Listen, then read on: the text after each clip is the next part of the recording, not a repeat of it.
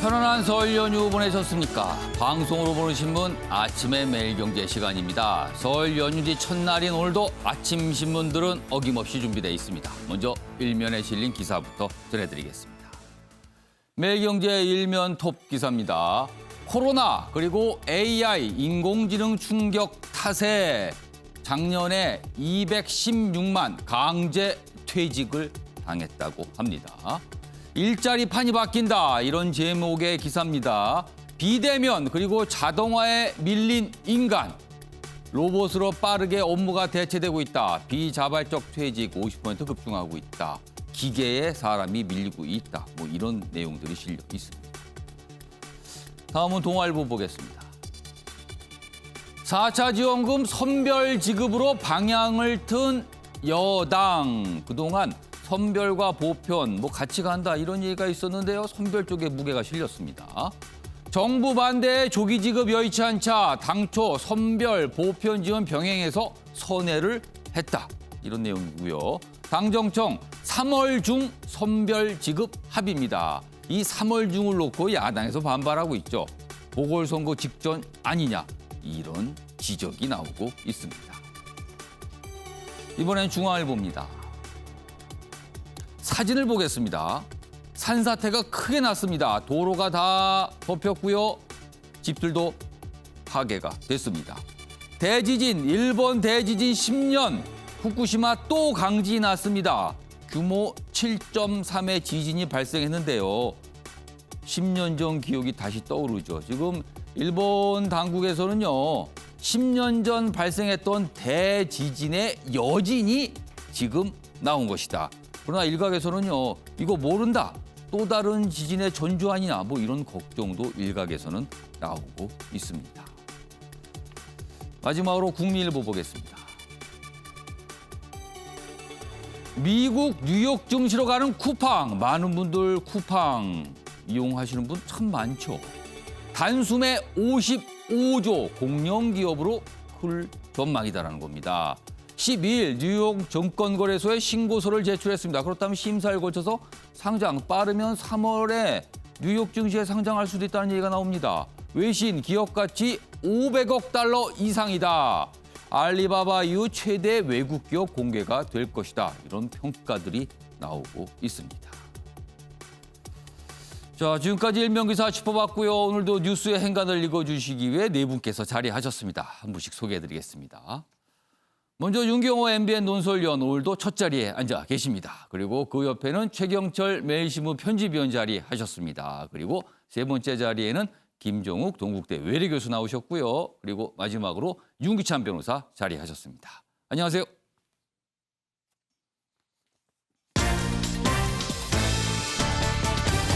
오늘 다룰 주요 이슈들을 정리했습니다. 아침을 여는 키워드, 4가지 키워드가 화면에 있습니다.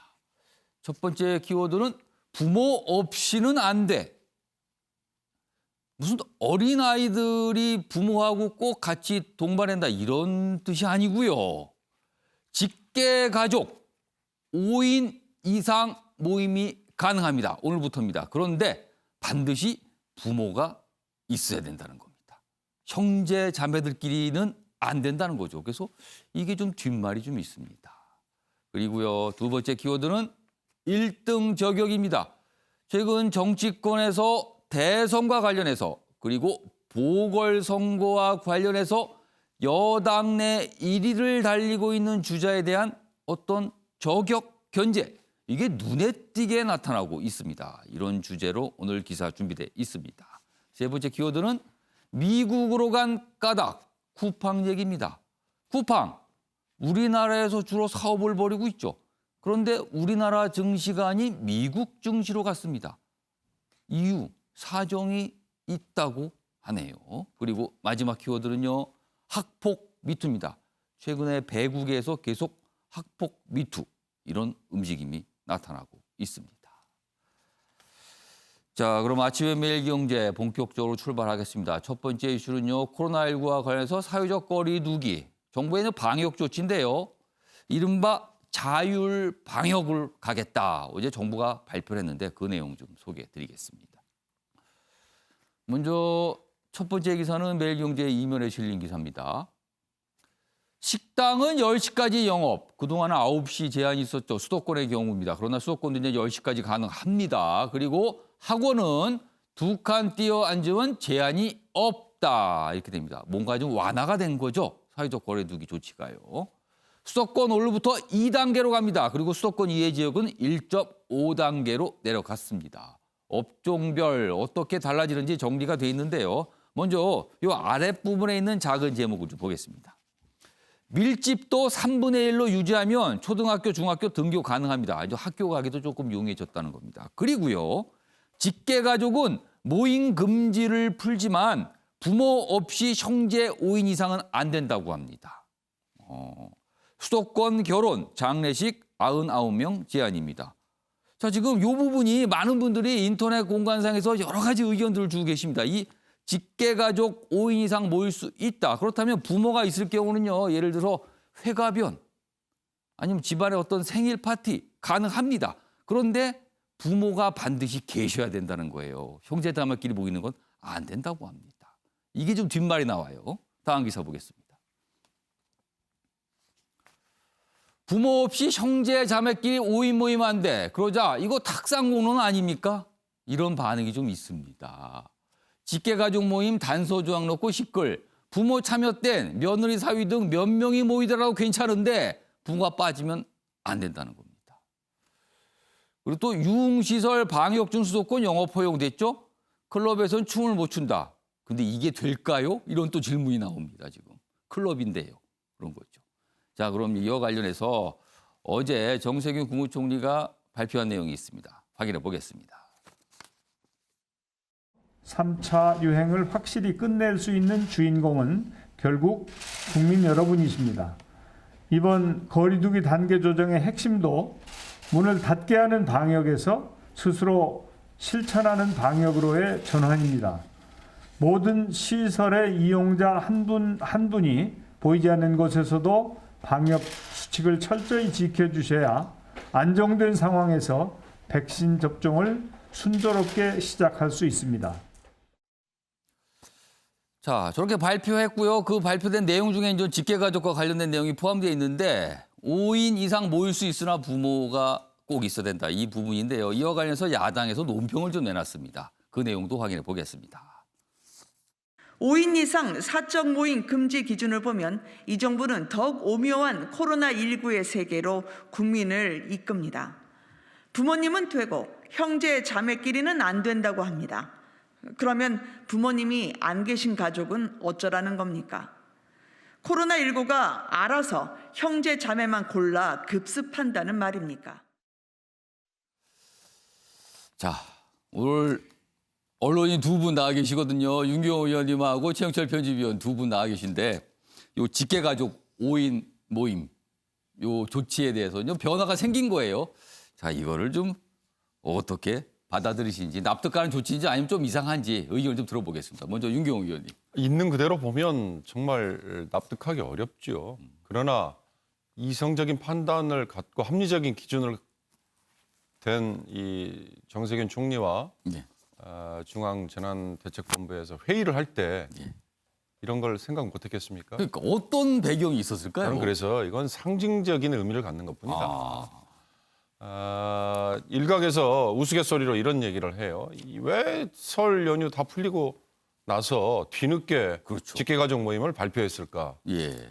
따지고 보면 원인을 찾기는 어렵죠. 그러나 저는 짐작만 하는데 일각에서 하는 얘기 중에 서로 이웃 간의 신고, 이게 정말 있을 수 없는 일이지 않습니까? 예.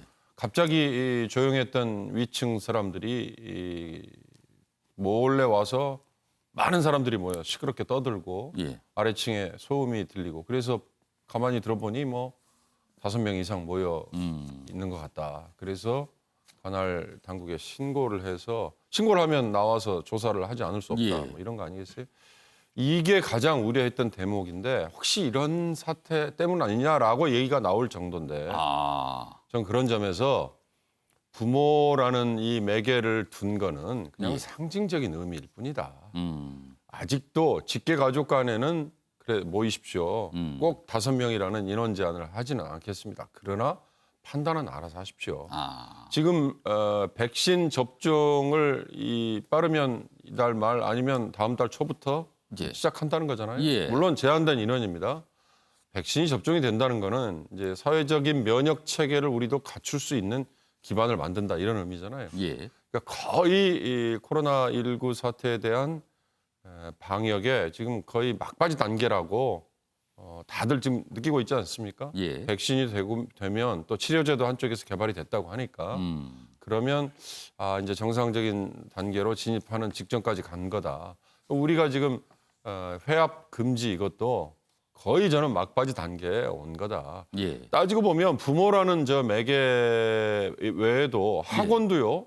2칸 이상 떼서 앉으면 시간 제한을 두지 않고 한 칸만 떼서 앉으면 10시까지만 해야 되고 그다음에 클럽도 가서 술은 마시는데 춤은 추지 못하게 하고 그렇죠. 그게 잘 지켜지겠습니까? 예. 그러니까 그런 세세한 것들을 따지고 보면 예. 이런 가이드라인을 정해 놓을 테니 각자의 책임하에 알아서 하십시오라는 의미일 거다. 그래서 자율 방역이다. 그렇습니다. 이런 명칭이 붙은 거다. 지금은 이제 1년이 지난 이런 상황에서는 예. 정부가 하라 그런다고 하고 하지 말라 그런다고 하지 않고 코로나 방역을 우리 국민이 그렇게 따라갑니까? 우리 국민뿐만 아니라 누구든지 마찬가지입니다. 자기의 생명은 자기 스스로 다 지키거든요. 예. 정부가 하라 그런다고 해서 위험이 뻔히 눈에 보이는데 그냥 하는 이런 어리석은 국민은 없을 거라고 봅니다. 저는 그런 점에서 우리 김은혜 대변인까지 나서가지고 저렇게 얘기하는 거는 알면서도 사실 비판을 하기 딱 좋은 거라서 그냥 비판을 위한 비판이다. 더 이상 이런 논란은 의미가 없을 것 같습니다. 각자 알아서 판단하고 각자의 책임하에 방역 지침을 준수하는 걸로 가야 되지 않을까 싶습니다. 그러니까 정부도 알고 있다. 그러나 상징적인 의미를 주면서 국민들께 자율적으로 지켜주십시오. 이런 당부의 의미가 강하게 들어있는 게 바로 직계가족 모임 5인 모임 이상 해제하면서 부모 얘기를 강하게 한 것이다. 뭐 이렇게 해석을 해주셨어요. 이거와 관련된 관련 기사가 하나 더 있는데요. 보겠습니다. 이 기사는 이른바 이제 정부가 내놓은 게 자율방역이거든요. 이거에 대한 우려를 좀 나타내고 있어요. 변이 바이러스가 번지고 있죠. 그리고 집단 감염 계속 나오고 있습니다. 그런데 자율방역 지금 이거 좀 빠른 거 아닙니까? 이런 우려도 있다는 겁니다. 지금. 그러니까요. 이쪽 방향을 잡아도 지적이 있고 저쪽 방향을 봐도 사실 지적이 있어요. 뭐냐 보는 방향에 따라서 이 관점에 따라 다르기 때문이죠. 이 부분은 좀 완화 조치에 대한 우려를 나타내고 있습니다. 5인 모임 직계가족 허용으로 떨어진 가족 모이면 감염이 확실히 높아질 겁니다. 이런 우려가 전문가들 사이에 또 있다고 합니다. 그리고 유흥시설은 3밀의 최적화 장소입니다. 3밀. 밀접, 밀집, 그다음에 뭐 여러 사람들이 많이 모인다는 뜻이잖아요. 그렇다면 이게 또 위험해지는 건데요. 한 명이라도 확진된 집단 감염 바로 됩니다. 이런 우려도 있습니다. 감염 위험 클수록 접종 속도 저하된다. 사회적 경각심이 풀면 안 된다는 정세균 총리의 발언도 소개하고 있습니다. 자, 이 얘기까지 포함해서 최영철 편집위원. 직계가족 5인 이상 모임, 이게 완화가 됐는데 이제 식당 같은 데 갈 수 있다는 거예요. 뭐 10명도 갈 수 있고 해서 어떤 모임도 할 수 있고. 그렇다면 식당 입장에서는 뭔가 또 확인이 필요할 거 아니에요. 그럼 가족관계 증명서를 갖고 가야 됩니까? 이거 어떻게 되는 겁니까, 그럼?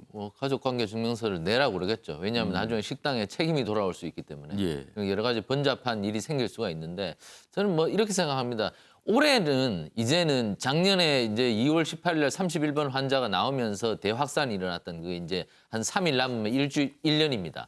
작년까지 그리고 올해 2월 지금 중순까지 봉쇄형 방역이었다면 이제부터는 오늘 예방접종 이제 백신 접종 계획이 나오는데 그렇다면 올해부터는 이러한 봉쇄형 방역에서 이제부터는 자율 방역을 하되 국가가 너무 거리 두기에 대해서 세세한 간섭은 피하고 그 대신 자율 방역은 하지만 그 방역에 대해서 좀 더 다른 접근이 필요하다. 이제는 의료 자원에 좀 집중을 하고 거리 두기는 많이 완화할 필요가 있다. 지금 올해 같은 경우 이렇게 거리 두기를 연말까지 계속한다면 예. 국가가 재정으로 감당해야 될 피해 지원금이 눈덩이처럼 불어나게 됩니다. 예. 이제 감당도 안 됩니다. 지금 뭐 4차 지원금 얘기하지만 봉쇄형 방역을 계속하면 식당, 노래방 뭐 이런 부분들 재산 피해 어떻게 감당할 수 있겠습니까? 이제부터는 좀 대전환이 필요하다. 이제는 봉쇄를 확실히 풀고 이제부터는 자율 방역을 하되 예. 국가가 감당할 수 있는 수준의 방역을 해야 된다.